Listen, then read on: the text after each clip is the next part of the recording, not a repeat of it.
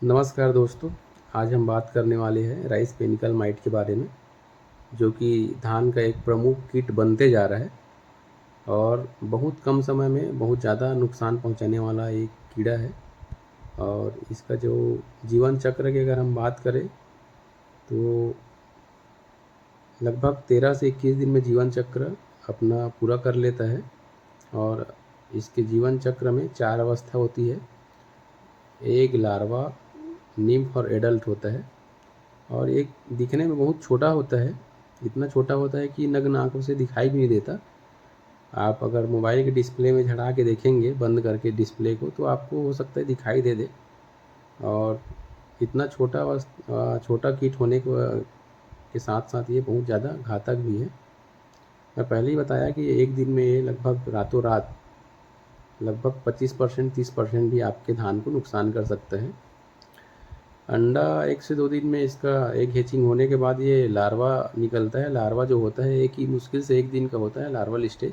Larval stage के बाद ये पहुंच जाता है निम्फ स्टेज में, निम्फल स्टेज में।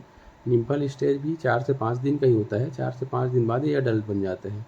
एडल्ट बनने के बाद फिर सेम प्रोसेस होता है, अंडा एग लेइंग करना, एग लेइंग करने के बाद से फिर निम्फ निकलना, निम्फ के बाद लार्वा निकलना, लार्वा के बाद फिर से निम्फ निकलना, निम्फ के बाद फिर एडल्ट। इसका वो प्रोसेस है। और जैसे ही टेम्परेचर तापमान जो होता है बढ़ता है और हल्का बारिश है, रेनफॉल है, उस कंडीशन में बहुत तेज़ी से अपना जीवन चक्र पूरा करता है। और अपने जीवन चक्र में एक जो मकड़ी होता है वो लगभग 50 अंडा एग लेइंग कर सकता है।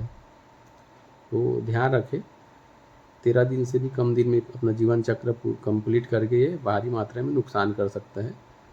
बहुत लोग को इसका सिम्टम ऐसा लगता है कि जैसे सीड ब्लाइट आ गया है, और बहुत लोग कंफ्यूज रहते हैं जब बाल निकलने के टाइम ही पेनिकल माइट होता है। तो आप गलत सोच में हैं, क्योंकि ये अब इसका मल्टीप्लिकेशन बूटिंग स्टेज में जो गभोट अवस्था उसी टाइम होता है। फिर बाद में जब आपका बाल निकलता है, बाली निकलता है, उसी समय फिर ये अटैक करता है। और इसका मुख्य जो भोजन जो है वो रस को चूसना, सेल सेप जो होता है उसको सक करने का काम होता है और नुकसान करने का काम होता है। ये आप देख सकते हैं, ये सिम्टम अगर देखेंगे तो बहुत लोग को लगेगा सीड ब्लाइट है, लेकिन ये पेनिकल माइट का ही सिम्टम्स है। और आगे आप देख सकते हैं किस तरीक़ा से इसका पॉपुलेशन बढ़ने के बाद आप इतना तेज़ी से बढ़ जाता है कि इतना ज़्यादा मात्रा में दिखता है। और इसका जो कलर होता है स्ट्रॉक कलर में होता है, पैरा जो पुलाव होता है उस कलर में होता है। और जैसे आपको बताया था कि मोबाइल की डिस्प्ले में अभी काला वाला जो फिल्म है उसमें आप देखेंगे तो आपको तेज़ी से चलते हुए दिखाई देगा। और भारी मात्रा में अगर देखना है तो आपको तेज़ गर्मी है और उस टाइम बारिश हो रहा है तो आपको ज़्यादा मात्रा में दिखाई दे सकता है।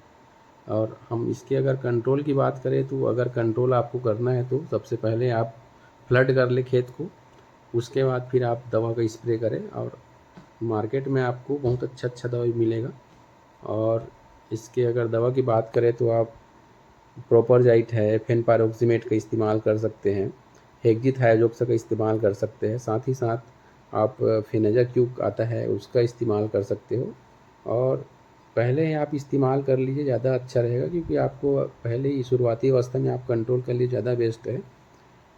और मैं किसान भाइयों से यही कहूँगा कि ये जो मकड़ी है ये इतना हल्के में लेने वाला कीड़ा नहीं है, बहुत तेज़ी से नुकसान पहुंचाता है। तो इसको समय रहते ही इसका कंट्रोल कर ले, ज़्यादा अच्छा रहेगा। आज की वीडियो में बस इतना ही। अगर वीडियो अच्छा लगे तो लाइक, सब्सक्राइब और शेयर ज़रूर करें। धन्यवाद।